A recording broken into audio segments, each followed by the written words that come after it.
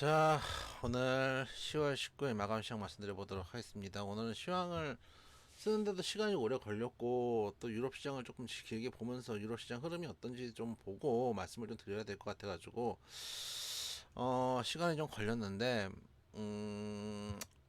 사실 오늘 하루 종일 주식 시장을 저는 이제 하루 종일 보잖아요. 이게 계속 보다 보면 감이라는 게 있거든요. 오늘 주식 시장 느낌이 어떻다 이런 감이라는 게 있는데 하루 종일 보는데 하루 종일 두드려 맞는 기분이라서 몸살 걸릴 지경이더라고요. 그만큼 오늘 우리 시장이 힘들었어요.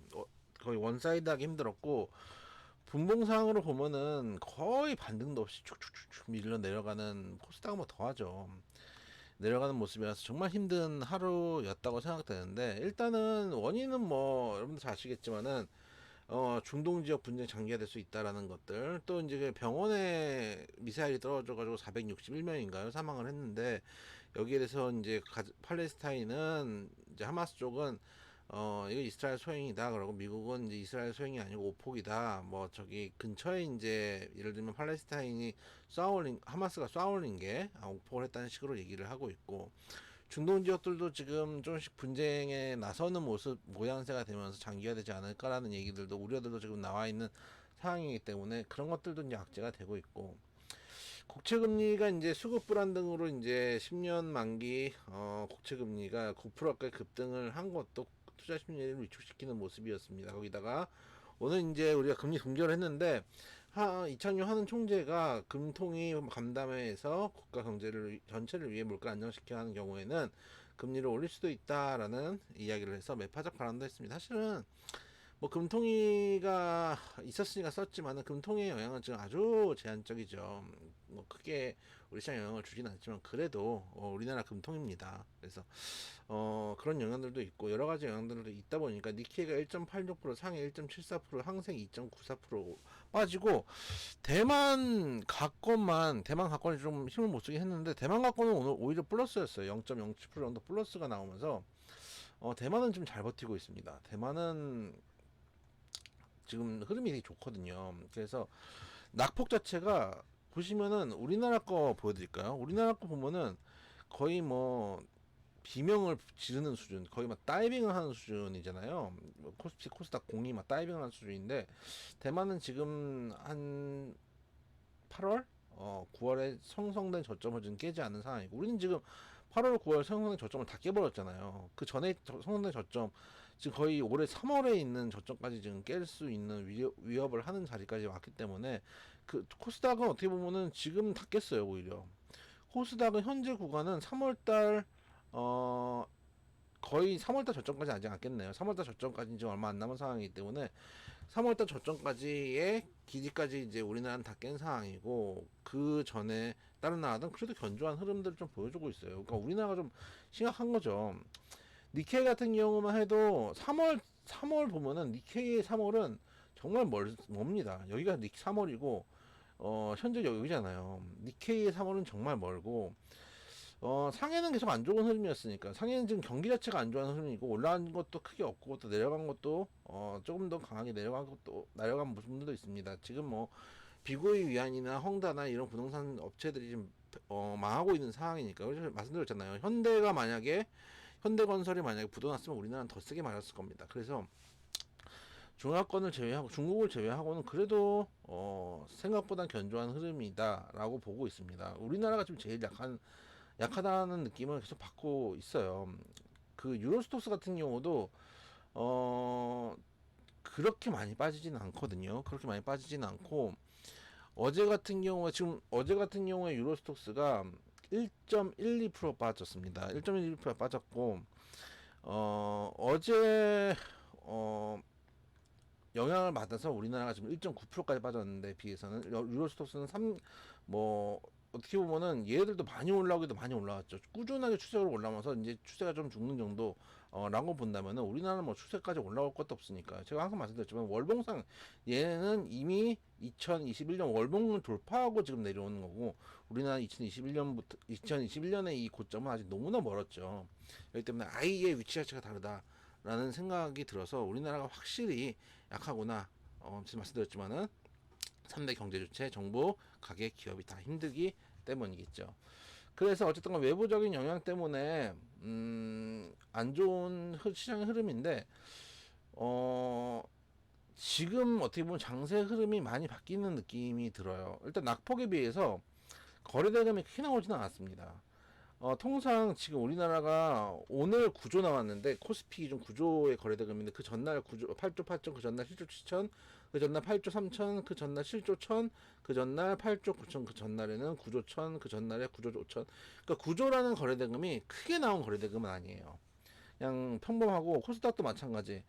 6조 3천인데 6조 3천이면 오히려 거래대금이 줄어든 거예요. 그 전날 6조 9천, 6조 9천, 전전날에 6조 8천, 7조 2천, 7조 3천 이랬으니까 6조 3천이면은 거래대금이 오히려 줄어드는 거예요. 그러니까 거래대금이 터지면서 밀려 내려왔다기보다는 매도를 쳤는데 예를 들어서 받을 수 있는 힘들이 있으면은 어느 정도 거래대금이 터지면서 거기에 브레이크가 잡히게 되는데 지금 받을 사람들이 없어요. 그러니까 외인 기관이 던지면 통상 개인들이 받잖아요.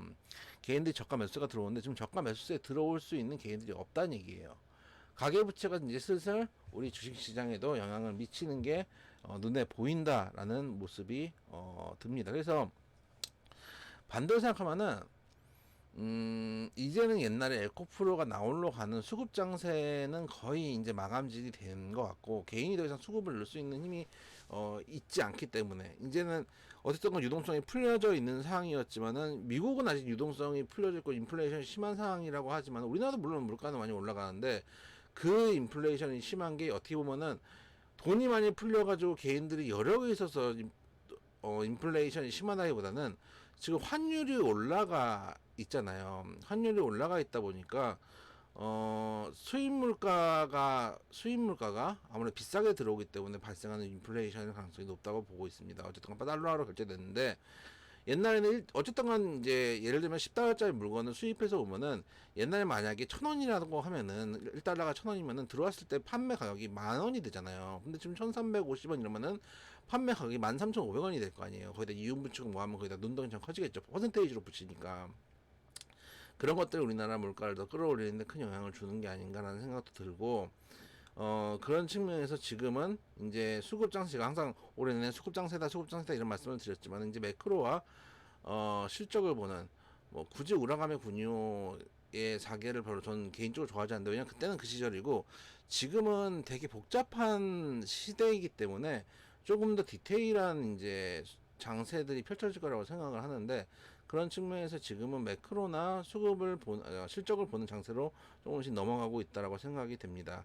확실한 거는 개인 투자하다가 이제는 주도권을 뺏기고 외인의 이제 드라이브를 하는 시장이 될 거거든요. 이미 됐다고 봐요. 된 상황에서는 결국은 미국 증시가 어떻게 움직이는지를 지켜보는 게 가장 중요하다라고 판단이 되고 있습니다. 그래서 대회 지금 유럽도 어제도 말씀드렸죠. 유럽도 지금 시원치가 않기 때문에 현재 유럽 시장 나쁘지는 않습니다. 우리나라가 그렇게 안 좋은 거에 비해서 독일 0.04%, 강보평 영국이 좀 많이 빠지네 0.67%, 프랑스 0.45% 정도 빠지고 유로스톡스 0.02% 오히려 상승하고 있는 모습이고 전반적으로 한 0.5% 안팎의 하락을 보여주고 있기 때문에 좀 크게 빠지는 모습은 아니고요. 환율 좀 볼까요?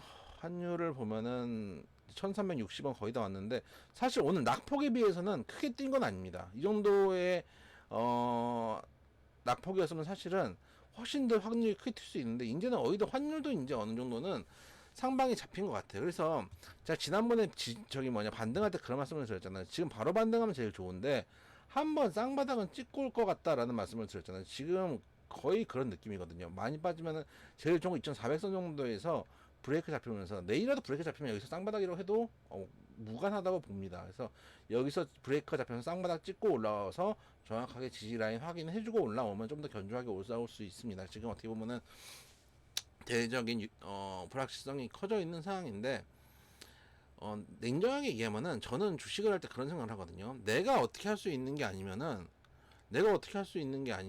그거는 투자해서 일단 배제를 하긴 합니다.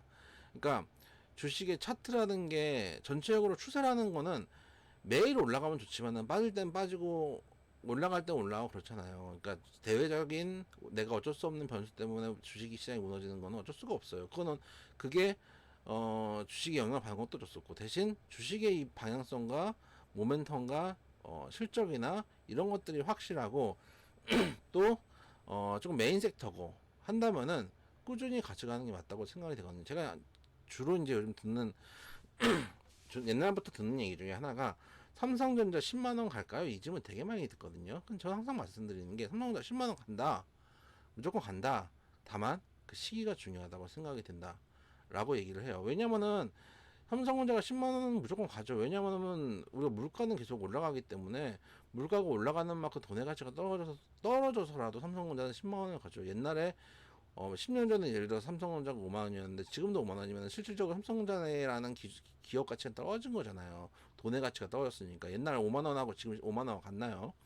옛날 5만 원이면 저기 소개팅 해가지고 5만 원이면 하루 데이트를 했는데 그 10년 전에 좀 힘들 수도 있겠다. 한 20년 전에 그렇게 했는데 지금 5만 원 가져가 보세요. 한 끼도 못 먹어요. 그래서 돈의 가치가 떨어져서라도 올라가긴 올라간다. 그래서 결국은 주식이라는 거는 긴 호흡으로 봤을 때는 우상향을 하거든요. 대대적으로 변수가 있고 어떤 지지든 볶든 무엇이 있어도 긴 호흡에서는 우상향을 하기 때문에 그런 측면을 좀 생각을 한다면은 지금 어려운 변수들 많이 있지만 지금이 제일 어려울 것 같아요. 전쟁 두 건 터졌고 기준금리 계속 올렸는데 이제 기준금리 어쨌든 간에 올리는 속도 멈추든지 내리진 않더라도 일단 멈출 가능성이 상당히 높은 상황이고 페드 와치 한번 볼까요? 오랜만에 지난번에 90%까지 봤는데 페드 와치 한번 봐볼게요. 지금 금리 인상 가능성이 11월 1일이죠. 11월 1일이었던 것 같은데 11월 1일이네요. 지금 93.9%예요. 그 이번에 금리 동결한다는 얘기거든요. 이 정도까지 했으면 금리 동결을 해야죠. 금리 동결할 가능성이 93.9%까지 올라왔고 그 다음도 동결할 확률이 61.6%예요. 61.6%고 12월에도 동결할 가능성이 61.6%고 그 다음에 내년 1월로 가면은 그때도 52% 정도로 금리 동결이고 내년 3월쯤 가면은 그때 계속 동결 그러니까 내년까지는 계속 동결하는 그러니까 어쨌든 더 이상 올리지는 않는다는 얘기고 점차 상승 가능성보다는 인하 쪽으로 더 무게가 실리는 모습이에요. 그렇기 때문에 내년 한 6월쯤 되니까 인하가 높네요. 그래서 이제 금리 인상을 강하게 하는 시기는 끝났기 때문에 더 이상 금리 인상 안 한다고 한다면은 시장이 조금 더 반응을 할 가능성이 높다. 아까 말씀드렸던 악재들, 전쟁 악재와 금리 인상 악재 중에 하나는 끝난다고 보기 때문에 그런 측면에서 지금이 가장 어두울 때다라는 것도 한번 좀 생각해 필요가 있다 말씀드려 보도록 하겠습니다.